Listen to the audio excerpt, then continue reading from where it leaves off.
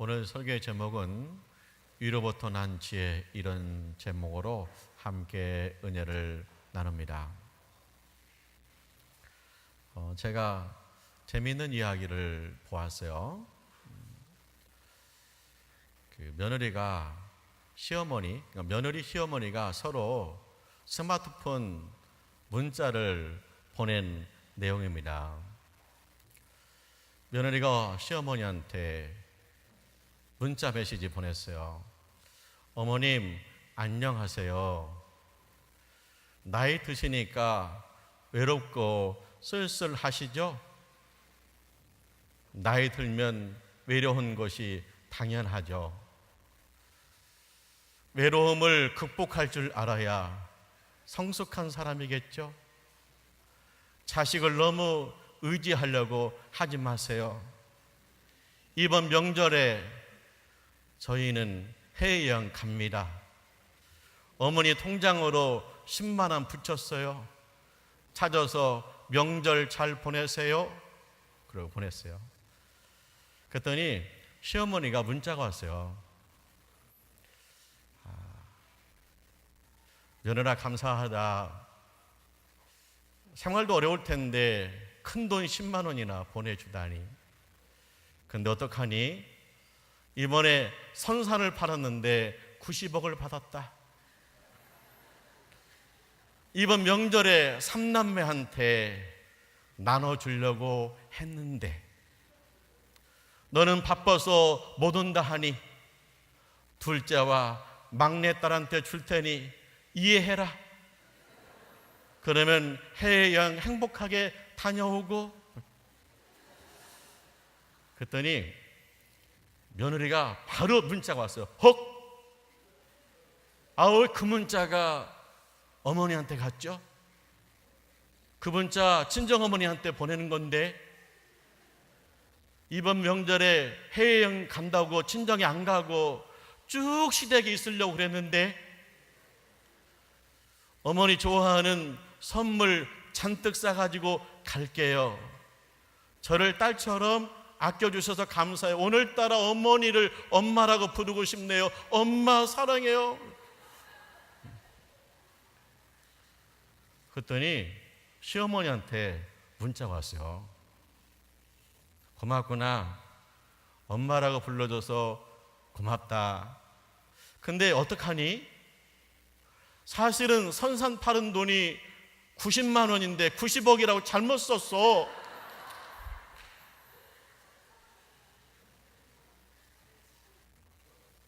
$30만 원씩 나눠줄 테니까 속히 와라. 고맙고 감사하구나. 그렇게 문자를 보냈다는 거예요. 참 시어머니나 며느리나 대단하죠. 그렇게 똑똑해요. 그런데 이건 뭐예요? 세상이 주는 지혜라는 거예요. 위로부터 온 지혜는 다르다는 거예요. 위로부터 온 지혜는 뭐예요? 성결하고 화평하고 관용합니다. 선생님께서 위로부터 오셨어요. 하늘에서 오셨어요. 그리고 우리에게 지혜를 주는데 성령님께서 주신 지혜는 성결하고 화평하고 관용합니다. 할렐루야.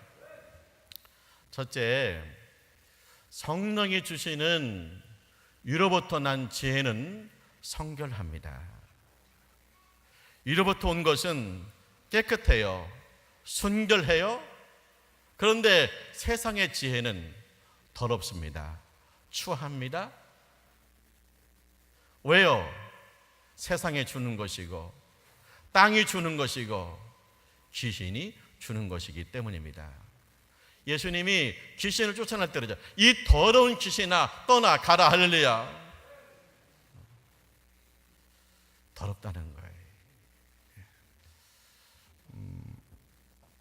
우리가 신앙생활 하는데 성령 받아요. 하나님의 지혜가 있어요. 그러면 말이 정직하죠. 그리고 행동이 깨끗해요. 인격이 깨끗해요. 근데 우리가 세상의 물을 들다 보면은, 세상 것을 탐하다 보면은 점점 우리말에 거짓말이 섞이고요. 그리고 누가 보기 두려운 부끄러운 일들이 자꾸만 생기는 거예요. 초대교회에 아나니아 삽비라 부부 있었잖아요. 그 아나니아가 은혜 받았어요. 그래서 땅을 팔아서 하나님께 바치기로 작정을 했습니다. 근데 땅을 팔고 나니까 욕심이 생기는 거예요. 그 욕심을 타고 귀신이 들어왔어요. 그래서 이제 헌금을 하는데 일부를 바치고 나머지만 바쳤습니다. 그리고 전부 바친 것처럼 행세하는 거예요. 베드로가 아나니아한테 그럽니다. 베드로 사도가 아나니아한테 말해요. 어찌해서 내 마음에 귀신이 가득하여 성령을 속이느냐. 그래요. 이게 뭐예요? 아나니아 마음속에 귀신이 가득하다는 거예요. 그러니까 세상의 지혜로 풀어요. 세상의 지혜로 푸니까 감추고 거짓말하는 거예요. 전부라고 행세하는 거예요.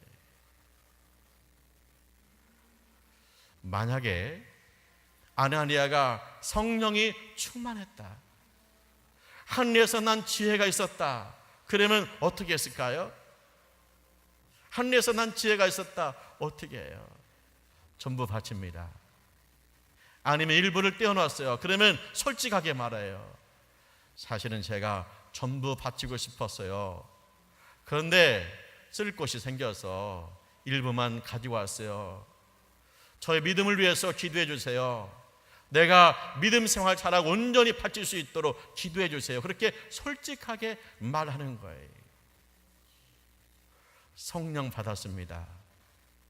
위로부터 난 지혜가 있습니다. 그는 뭐예요? 정직한 거예요. 성결한 거예요. 깨끗한 거예요.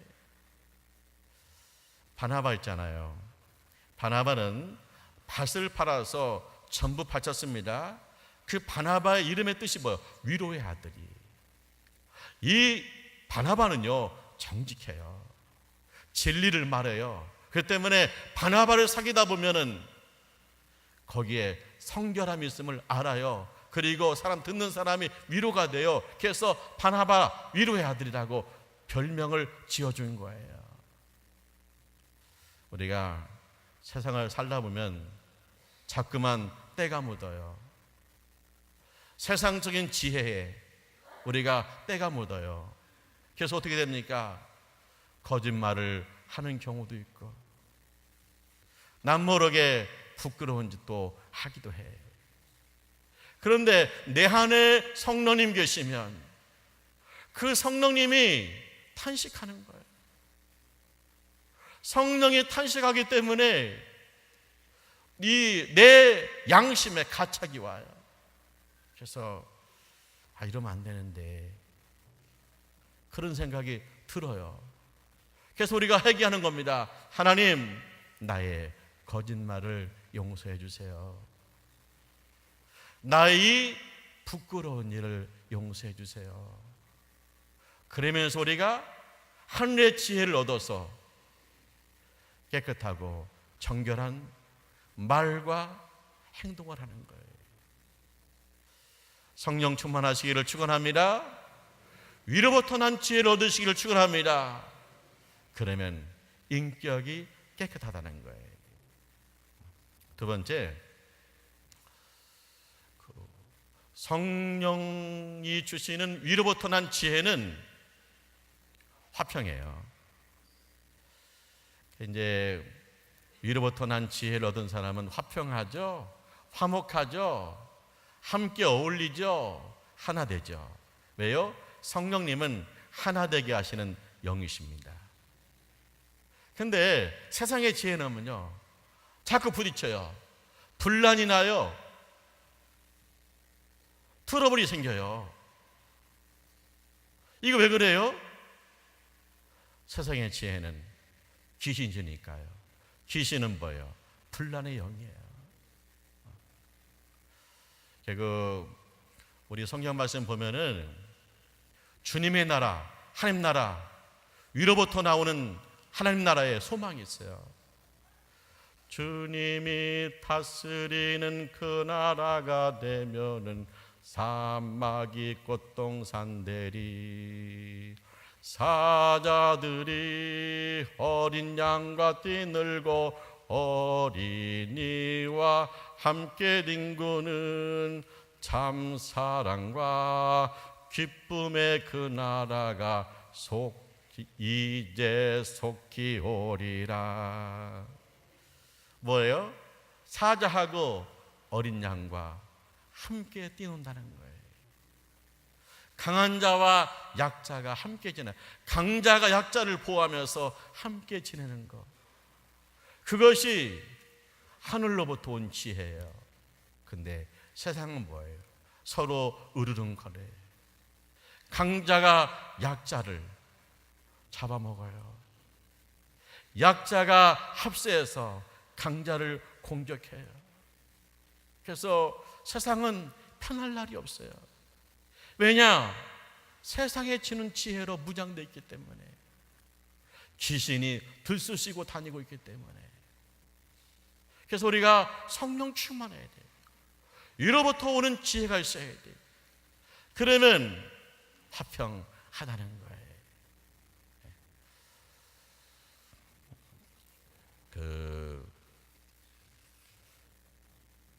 예루살렘 교회는 성령 충만했죠. 그래서 사도들이 막 핍박을 받는데 이 핍박받는 것을 오히려 영광으로 생각해요.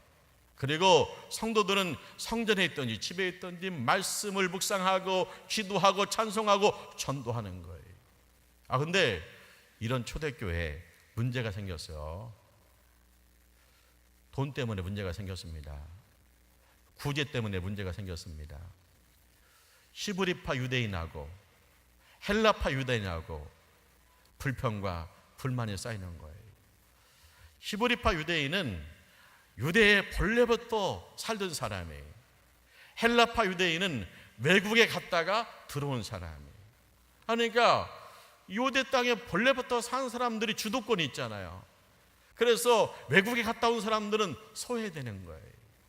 구제비를 주는데 거기까지 미치지 못하는 거예요. 공정하게 분배가 안 되는 거예요. 그러니까 헬라파 유대인들이 입이 나와가지고 불평하는, 이게 뭐냐 그런 거예요. 이 소리를 듣고 사도들이 어떻게 했습니까? 사도들이요, 온 교회를 모아놓고 집사님을 세웁니다. 근데 집사 선택의 조건이 뭐냐? 집사 선택의 조건이 뭐냐? 성령과 지혜가 충만하여 칭찬 듣는 사람이에요. 성령이 충만해요. 위로부터 오는 지혜가 있어요. 그래서 그 사람은 성결하고 화목해요. 그래서 그런 집사님들, 성결하고 화목한 집사님을 세워서 구제하니까 말이 없어요. 서로 감사해요. 그래서 우리가 늘 살면서 나는 화평을 심는 자가 되어야 된다는 거예요. 내가 어떻게 화평을 심는 자가 되냐? 위로부터 오는 지혜가 있기 때문에 화평을 심는다는 거예요. 우리가 세상을 살다 보면은 부딪힐 때가 있죠. 또 서로 어색한 사람들이 생기고 또 내 마음속에 미움이 생길 때도 있습니다. 그러면 내 안에 계신 성령님께서 막 책망하시는 거예요. 이건 아니라는 거예요. 왜냐? 이것은 세상이 주는 지혜니까 이거 아니라는 거예요. 그래서 성령님 막 책망하세요. 회개합니다. 자꾸만 부딪히는 거, 그 다음에 등 돌리는 거, 쌩쌩거리는 거, 그 다음에 도끼 있는 눈길, 이런 거 내가 막 회개하는 거예요. 회개하는 거예요. 그래서 어떻게 합니까? 성령님께서 책망하시기 때문에 내가 먼저 보고 웃고, 내가 먼저 인사하고, 내가 먼저 손 내밀고, 내가 화목에 앞장을 서는 거예요. 성령 충만하시기를 축원합니다. 위로부터 오는 지혜로 무제한 듯이 축원합니다. 그러면 나 있는 곳이 화목이 됩니다. 마지막으로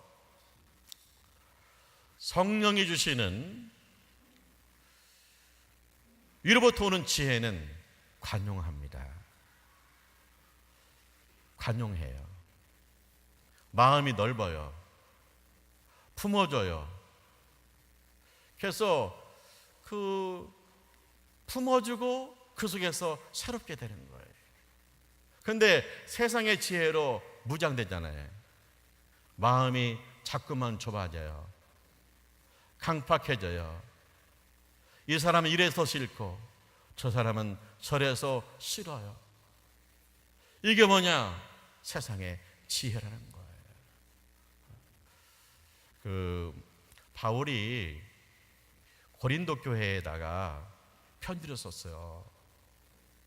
두 가지 때문에 편지를 썼습니다. 고린도 교회가 우상 숭배자들하고 짝하는 거예요. 그리고 사도 바울과 믿음의 사람들을 자꾸 배척하는 거예요. 이게 뭡니까? 바울이 그랬잖아요. 어떻게 성령과 악령이 함께 할 수 있느냐? 우린 성령 받았는데 어떻게 우상숭배자들과 짝할 수 있느냐? 그것은 단호하게 배격하라. 그리고 너희가 이 우상숭배들과 함께 짝하다 보니까 오히려 믿음에서 온 사람을 자꾸만 밀어내는 거예요. 그러니까 바울이 그래요. 너희의 마음을 넓혀라. 너희의 마음을 넓혀라. 하늘의 위로부터 오는 지혜로 마음을 넓혀라. 그래서 온 교회가 주 안에서 화목하라. 할렐루야. 우리 기독교인들이 가장 존경하는 분들 중에 하나가 링컨 대통령이에요. 링컨이요, 이 관용의 사람이에요. 자, 링컨이 대통령에 당선이 됐어요. 대통령이 당선되고 나서 한 달 이상 조용하게 지내요. 본래 대통령이 당선되면 되자마자 개혁 정책을 펼치고 그 다음에 잔치를 벌이고 그러잖아요. 근데 링컨은 조용해요. 왜 조용했냐?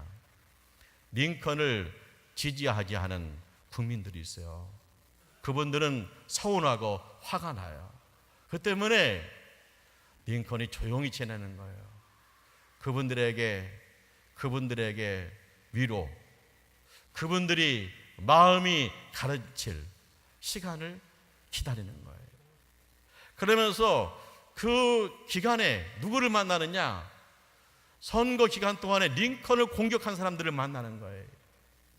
그래서 그 사람들을 설득해서 정부 요직에 앉혀요. 왜 그러냐? 링컨의 생각이 전부 옳은 게 아니라는 거예요. 그들의 생각도 옳을 수 있다는 거예요. 나만 옳다고 하면 독재가 되기 때문에 아픈 소리지만 그 소리도 듣고 싶다는 거예요.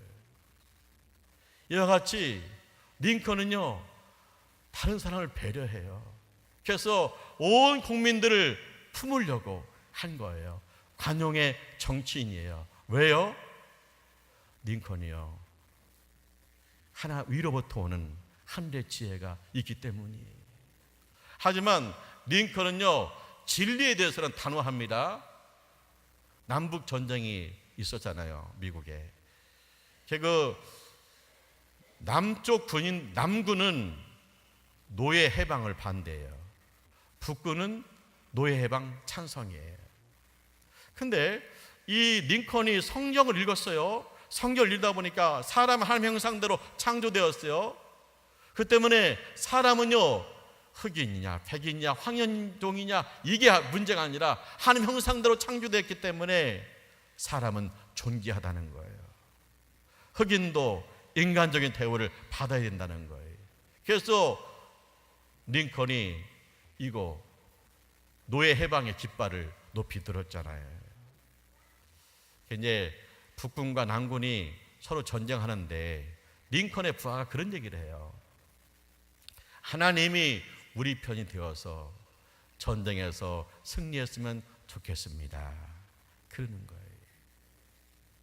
자, 북군도 기도해. 하나님 우리 편이 되어주세요. 승리하게 해주세요. 남군도 기도해. 하나님 남군 편이 되어주세요. 승리하게 해주세요. 그래서 하나님을 양쪽에서 잡아당겨요.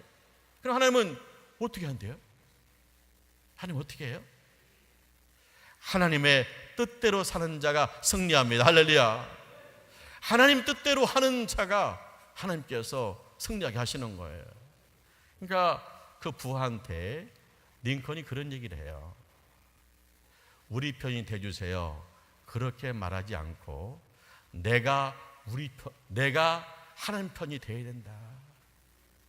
내가 하나님 편이 되면 하나님이 우리에게 승리를 주신다. 그런 얘기예요. 그러면서 링컨은요 아주 진리에 대해서는 철저했습니다. 이렇게 링컨이 진리에 철저하고 관용하는 사람이 되었는데 그 근거가 어디 있을까요? 링컨은 아주 가난한 집에 태어났죠. 초등학교도 제대로 못 다녔죠. 그래서 어머니가요 품을 팔아가지고 성경을 빌려다줬어요. 당시에는 성경이 요즘처럼 흔하지 않아요.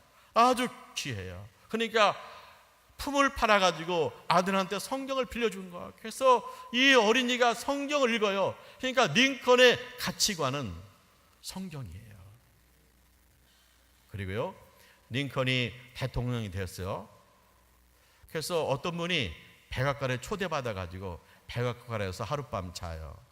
그래서 근데 이분이요 새벽까지 눈이 깨지는 거예요. 그래서 밖에 나가서 산책하려고 나갔는데 어느 방에선가 막 소리가 나요. 그래서 가만히 가서 들어봤어요. 그랬더니 링컨이 새벽같이 일어나가지고 기도하고 있는 거예요. 나라와 민족을 위해서 기도하고 있는 거예요. 링컨이요. 링컨이 새벽을 깨워요.